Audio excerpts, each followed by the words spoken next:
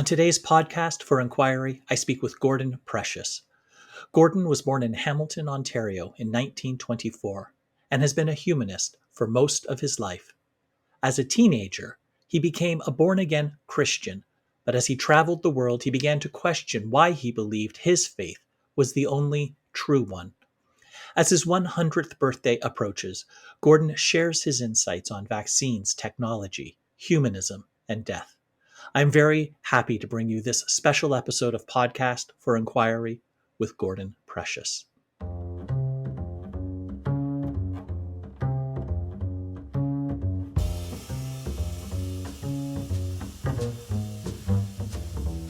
Welcome to the Podcast for Inquiry, brought to you by the Centre for Inquiry Canada, a national educational charity supporting your community for reason, compassion, and secular humanist values.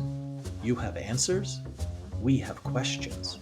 I'm your host, Leslie Rosenblood, board member and secular chair for CFIC. Welcome.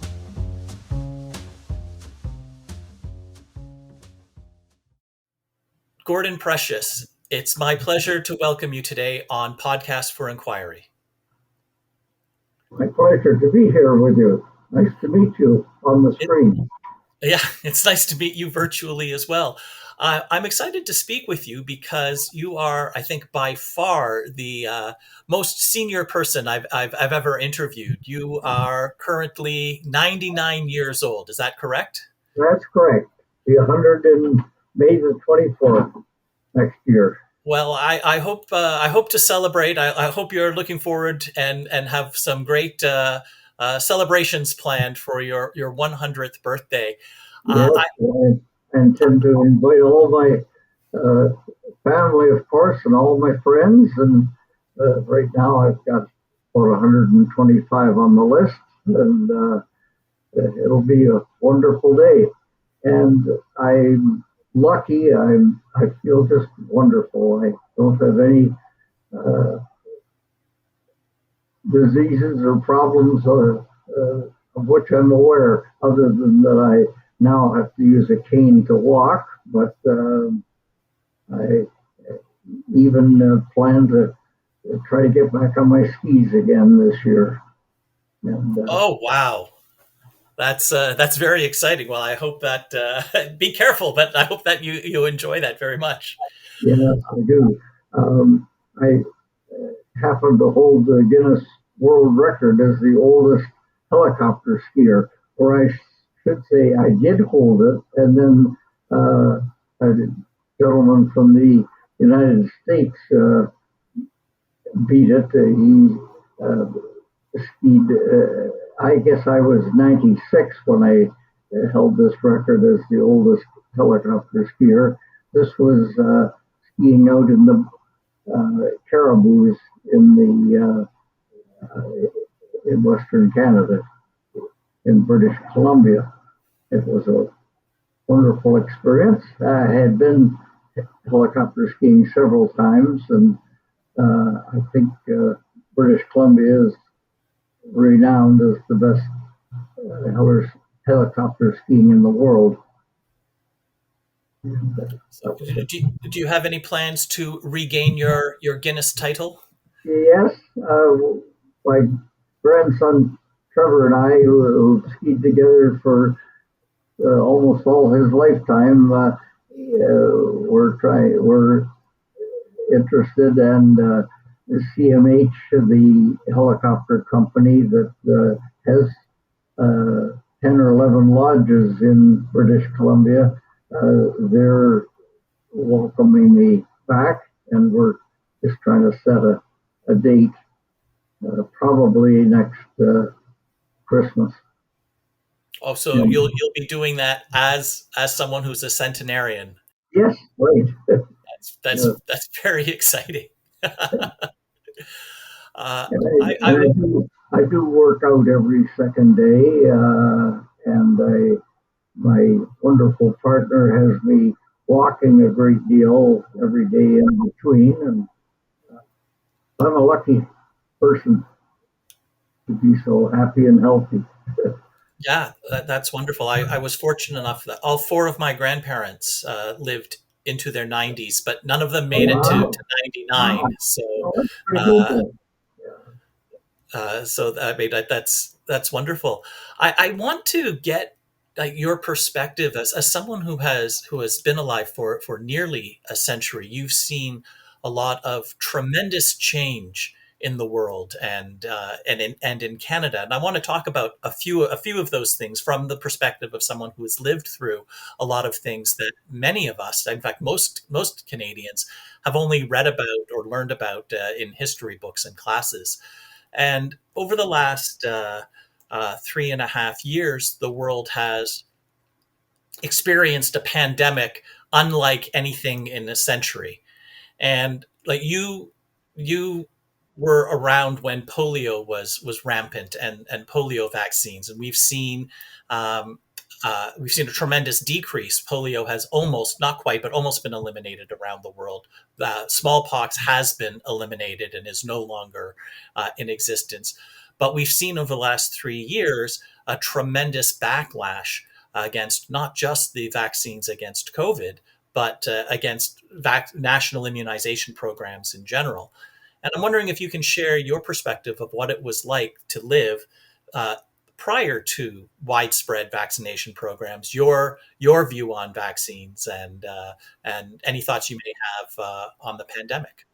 As you said, I was alive during the polio, and it was such a terrible thing happening to friends of mine.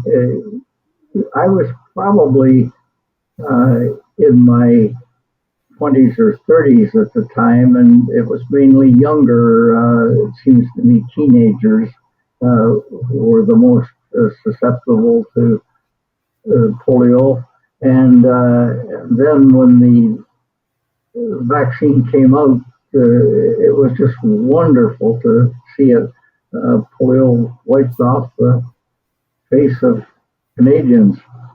And so, because of that, and also knowing and seeing close hand what's happened with uh, what is the African disease I'm trying to say right now. In any case, I have become a believer in the vaccines, and I and I when I read what our leading medical people are saying today, they're highly recommending. There are very few uh, well-known doctors who are against the current vaccination. Was there a backlash against vaccines when they became widespread in Canada? When people were getting smallpox vaccines and polio vaccines, was that largely accepted? Did you see the kind of backlash then that we're seeing now? I didn't hear of any, and don't recall reading of any backlash at all until this latest terrible virus struck. And no, and as I say, polio, of course, convinced me. I think it was just marvelous of the way that was overcome through medical science and people being willing to be inoculated or vaccinated. And the population today has the benefit of that. Yes, yes. I have had friends who, as I say, were usually younger than I was. They were in their teens who did get polio, and crippled for life. Hmm. Those who survived it, and they're all uh, complete cripples. And so I am personally in favor of medical science.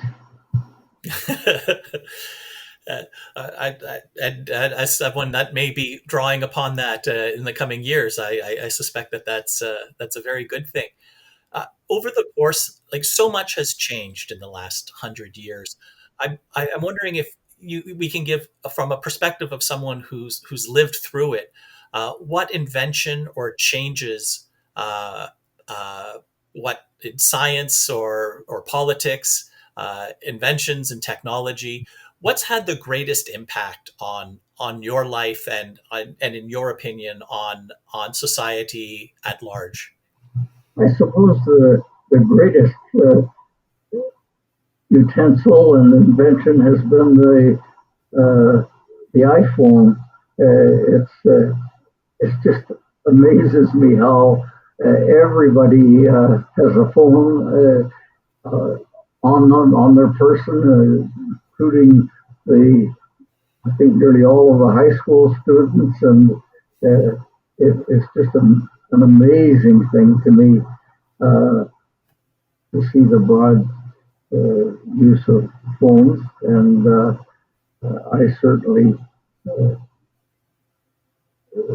enjoy the results of the phones. And going back to when I was a boy, there were no phones, that is mobile phones, and there was no television even. That came along when I was a boy, probably into my teens by that time, and it too is a marvelous invention that uh, I enjoy, although I don't spend a great deal of time watching television. I I have a hobby which is uh, magic, and my spare time is devoted a great deal to still learning the new tricks of the trade, and getting together with my fellow magicians here in Toronto. And it's been a, a great hobby and a semi-profession. I used to perform at Christmas parties and uh, company banquets and so on in Hamilton. I was born and raised in Hamilton, and then I was able to pay my way around the world doing magic, and I entertained for several months in hotels in India and Vietnam and Japan. And I left when I was 24. I wanted to see the world. I had a marvelous geography teacher in public school who just made uh, it so interesting to all the countries like Egypt and India and Africa. And so I set out to go around the world in, uh, let's see, 1949, and pay my way doing magic.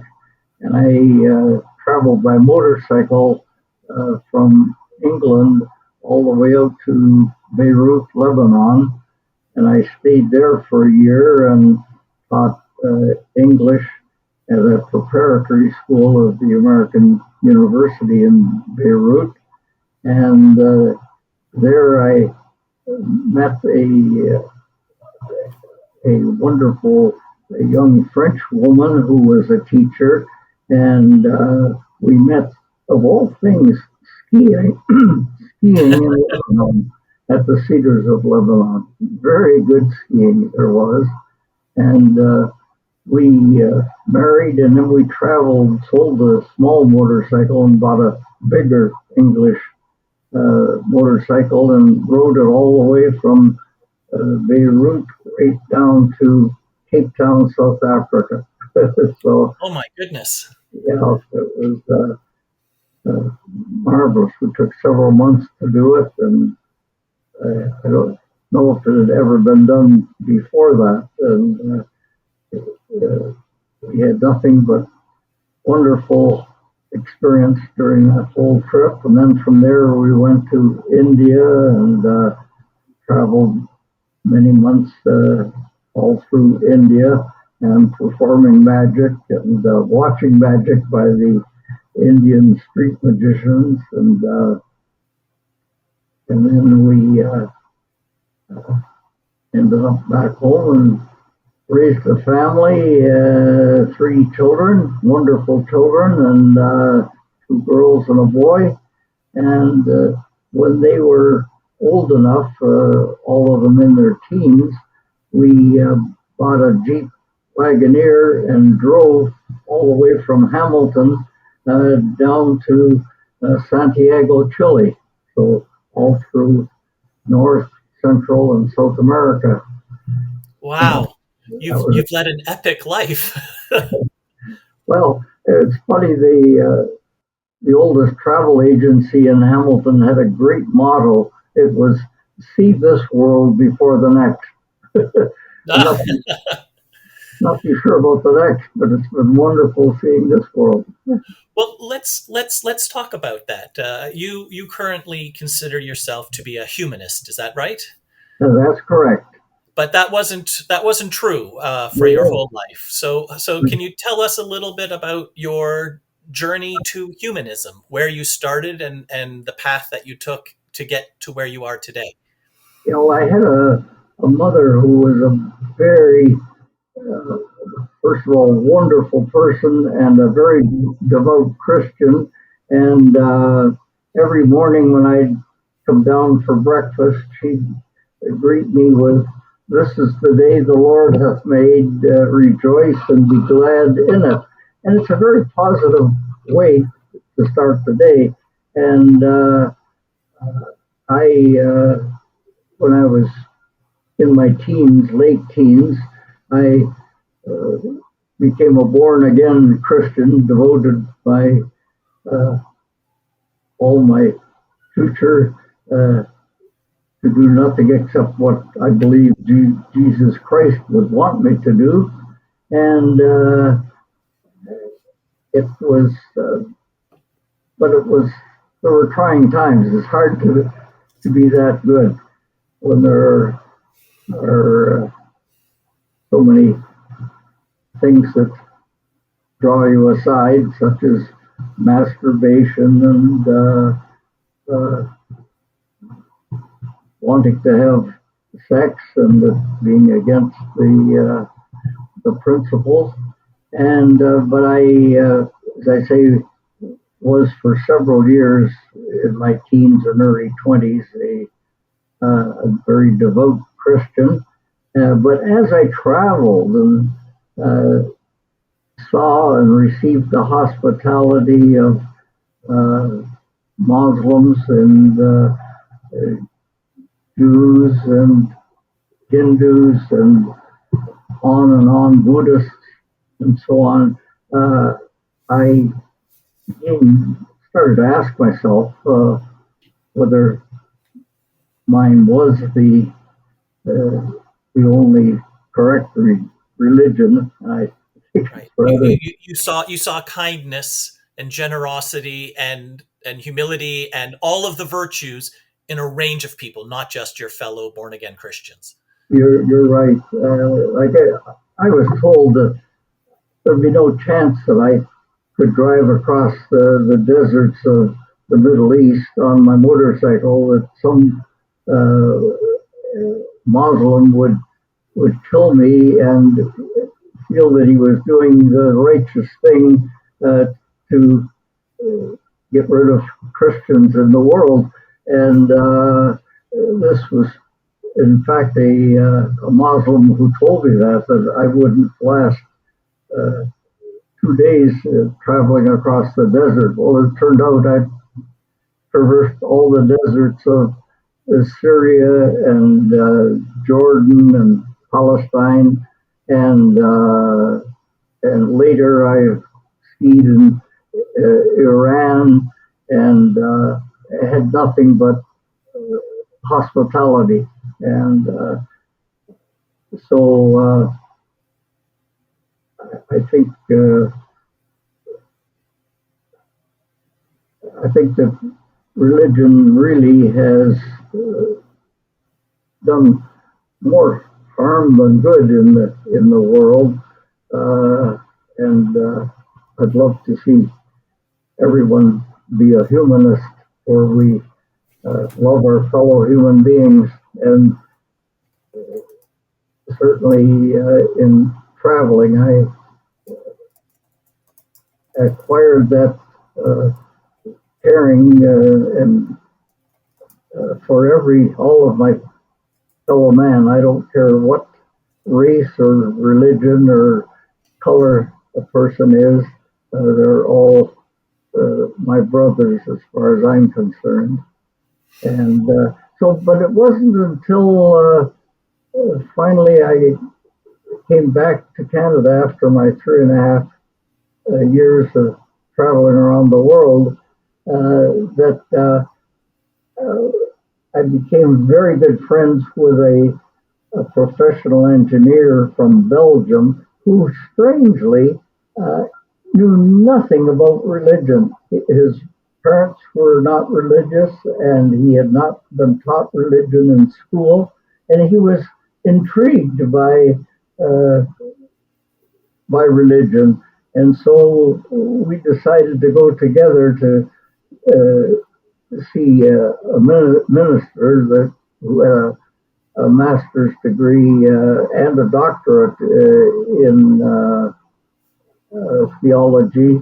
And it turned out that he was the first humanist that I ever met. He didn't believe in God. The theology doctorate, the theology professor was the first humanist that you'd encountered. That's right. And both of us were stunned by that and looked into it more deeply. And uh, over a period of probably 3 or 4 years, I went from being a devout Christian to a humanist. Uh, I really think religion has been truly a curse of mankind. Uh, Look at the wars right now, especially that in the Middle East. It's mainly, I think, religious differences and people thinking that they're right and everybody else is wrong. And whereas the humanists were just all brother human beings living in this same wonderful world. So that that happened, and I was living in Hamilton, and there were no uh, humanist or atheist groups that I knew of in Hamilton. So I started coming over to Toronto. There was a group. I'm sorry, I forget their name, the name of the group now, but they were humanists and founded the Ontario Humanist Association. Yeah, and studies or at least surveys have shown that the number of people identifying as non-religious or atheists or as humanist has steadily increased, and we have a number of organizations like there's the Center for Inquiry Canada, there's the Ontario Humanist Association, there's the Toronto Humanist Meetup, there's Humanist Canada, there's the Secular Alliance. So there's this is obviously taking off or at least increasing. Have you noticed a big difference? I mean, I know when I'm from Hamilton as well. I was born and Oh, raised in really? Hamilton.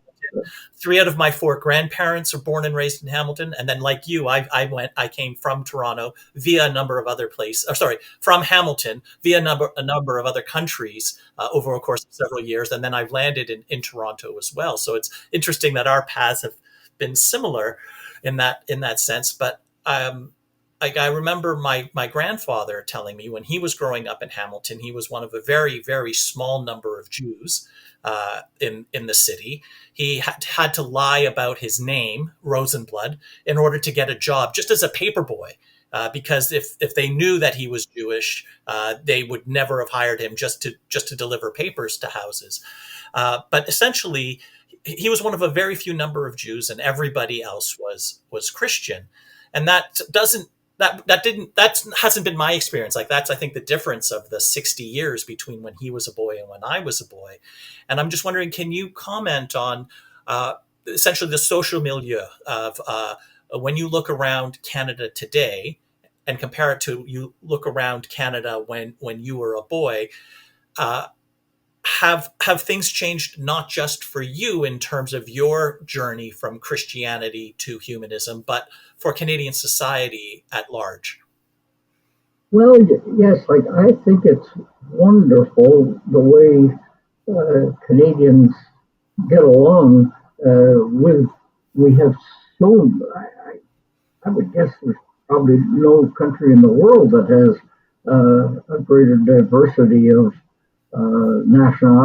nationalities living within the country, and I hate to see it when there's any uh, discord between them. And I like so much the fact that here we all live together in Toronto, every race, color, and creed, and 99% of the time we get along wonderfully together. When I was a boy, it was terrible. You know, the Italians were wops, and they all smelled of garlic, and so it was said, and were not nearly as clean as the British. I was a British and American stock, and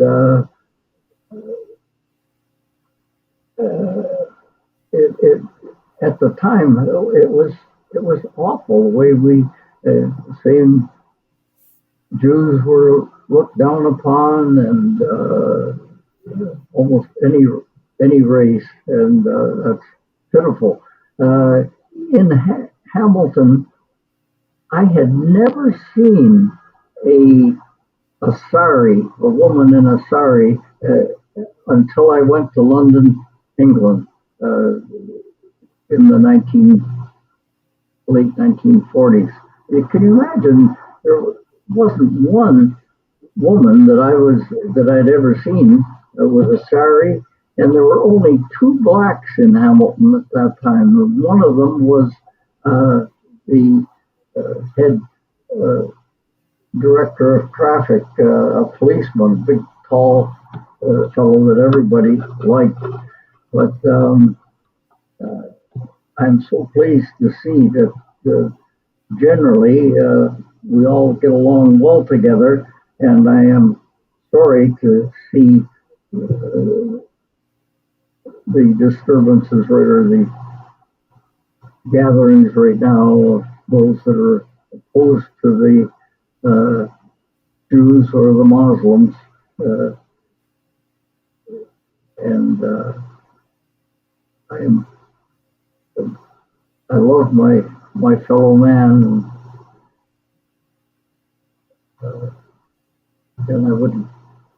I just it pains me what the violence that goes on in the world, and the same in Ukraine. I hope that things take a turn for the better rather than continue. I'd love to delve into that a little bit more because you've seen so much, and I mean, even just here in Canada, we had the Chinese Exclusion Act, we had the Japanese internment camps during World War II, we had Canada turning away a boat of Jewish refugees. Throughout all of that, we had residential schools for the Native Canadians, and there's no shortage of wars over the course of the last century around the world, and regrettably, there's no shortage of strife and warfare even today. Do you think that things are getting better? Is it like two steps forward, one step back, or is it just a cycle that is repeating itself and that we can't seem to come to the perspective that you have, and that I hope, like you, more people adopt, that we are all people, and that we can should spend our lives trying to make our own lives and those of our fellow human beings better. How much has changed in the last 100 years in your perspective? Are they getting better? Are they getting worse, or is it just more of the same? Oh, what a huge question to ask. Uh, I wish I could say that things are getting better, but current wars and strife don't seem to indicate that. And all I can say is I would ask all of my fellow mankind to please uh, put an arm around the shoulder of your brother world citizens and uh, try to learn more about uh, others who live on this earth with us and love them. I,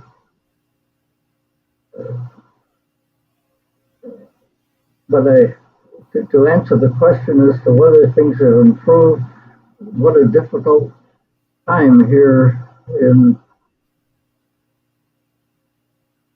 the in this year and age with the wars that are going on and the strife in Africa and in the Sudan Hmm. and Yeah, and I mean, yeah, it goes on. The Syria's civil war has been going on for 10 years. Saudi Arabia continues to bomb Yemen. It's. I'm looking for causes for optimism, but sometimes that can be difficult, can't it? so all I can do is hope for it to turn better and to ask every uh, person in the world to try to be caring and loving of your fellow man. Uh, and I'm afraid that's about Okay. all I have to say. All right. Well, you said you came to Toronto to join the humanist movement, or to be a part of the humanist movement, and to go to meetings, and that was several decades ago. I'd love to hear your experiences and your insights about how the humanist movement has grown and changed and evolved since you first became a part of it, and what you see today that you like, and maybe some things that you wish the humanist movement would adopt, or change itself. I'd love to hear your thoughts and insights. Yes, well, I think that the humanist associations and groups give an alternative uh, place to get together and learn uh, for people who were or are churchgoers. Um, you see, it's been a wonderful pleasure to meet you and to talk. Wish I could uh, be wiser and help more, but All right, can I ask one last question? yes, certainly. So, as someone who is 99 years old, I'm very happy to hear you've got big plans for your 100th birthday, and to get Guinness Book of World Records to go heliskiing next December. But you have to be aware that you've already lived longer than most people, and that I'm hoping it's several years to come, but you must know that you're approaching the end of your life. And as a humanist at your age, how do you feel about death? And I hope you have many happy and healthy years to come. But what is your perspective about the end of life in general, and in particular yours? The thought came across my mind this morning again. I do think, I agree that one of these days I'm not going to be alive, and it would be nice to believe in what the religions teach, but it just, they all have different views on it, and they can't all be right. And there are so many uh, religions and denominations within the religions, uh, all thinking that they're right, and of course, all believing in a life hereafter. Uh, and I think when I die, that's going to be the end of it. Too bad, but it's not what I like, but I have no control over it. And I think I'll just stop being, and that'll be it for forever. And I'll have had my life, and I have to make the most of it for myself and those around me while I'm alive. That's what it. All right. Well, Gordon, thank you today for taking the time to speak with me, for sharing your wisdom and experience, and I wish you many more healthy and happy years to come. Thank you very, very much, Leslie. It's been a great pleasure meeting you, and I hope to meet you in person. Thank I you. would enjoy that very much. Thank Thank you. you. Bye. Bye bye.